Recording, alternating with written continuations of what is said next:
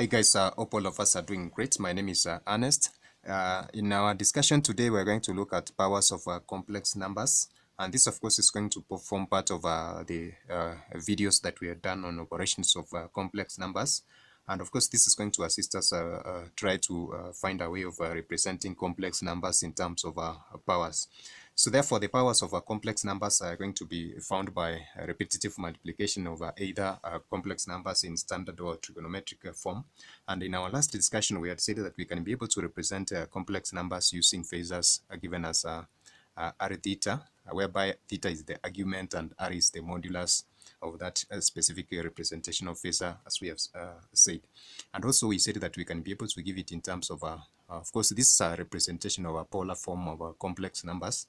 And as we said as well, we can be able to represent it in terms of a rectangular or a coordinate system or a algebraic system, giving it a general form of a z, or the phasor is equivalent to x plus an imaginary part of iy given as such.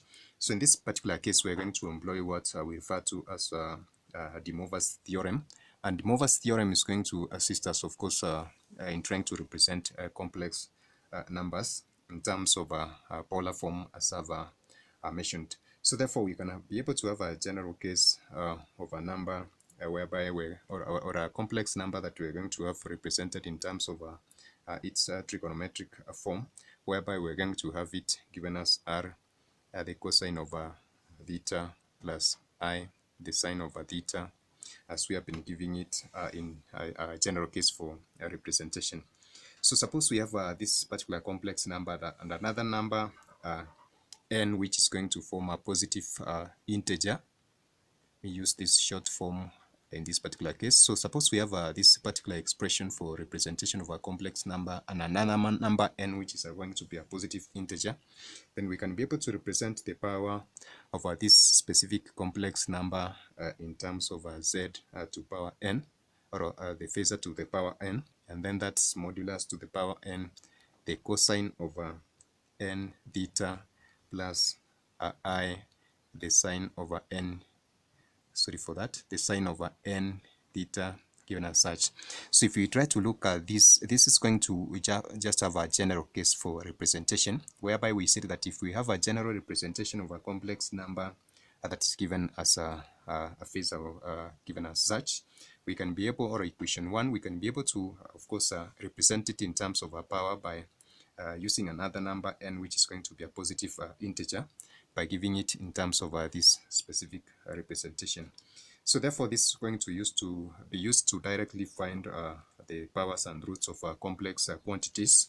And this, of course, is going to entail what we refer to as a de Moivre's theorem. So in this case, if we're going to, of course, have just a general discussion on this specific theorem, which of course is going to assist us find various roots and roots of unity, which we're going to have it discussed in another video. So therefore, from this general illustration, we can be able to find roots of various numbers.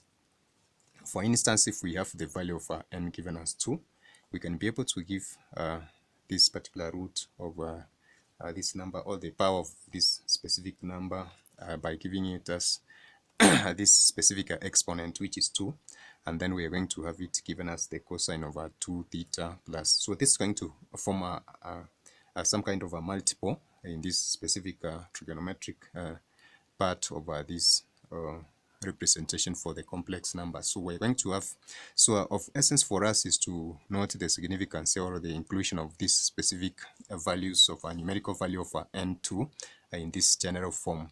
So that's how we're going to represent various forms of powers of complex numbers by doing a substitution of this specific n, which is a positive integer, in the general expression for representation of a complex number given as such. So we're going to use a specific example in our next discussion so that we can be able to combine it with the concept of a unity of various complex numbers and the concept of de Moivre's theorem. So in this case, the de Moivre's theorem, if I may mention it, states that if we have a general representation of a complex number given as this particular phasor that I've given, then therefore, and another number n, which is a positive integer, then we're going to represent the powers of that specific complex number using this general expression that I've given as such.